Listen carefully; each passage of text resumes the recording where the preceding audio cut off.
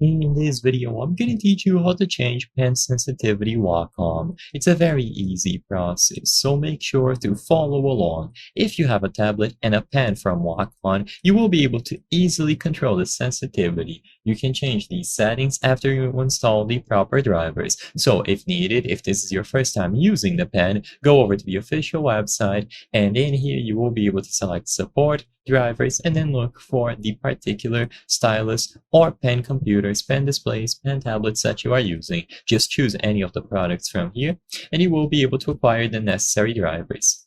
Now, after you have the drivers, the main way to do this is going to be through the Wacom software. So usually the Wacom Center. If you are able to download this one, it is going to make the process of configuring the stylus or the pen much simple and convenient. So when you open the center, you either have to choose pen settings. So as you can see here underneath your tablet, you can go into pen settings, or you can go over to your devices and you should be able to see it listed here. Under the device, you will find the pen. And now you will be able to find plenty of options, such as the tip sensitivity here and also the tip feel.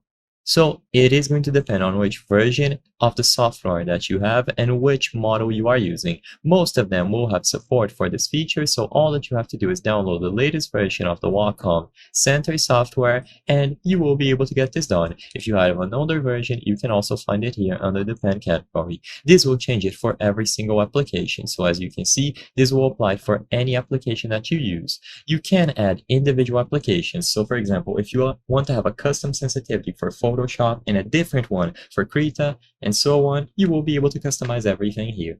I hope I was able to help you on how to change pen sensitivity Wacom. If this video helped you, please be sure to leave a like and subscribe for more very easy tips. Thank you for watching.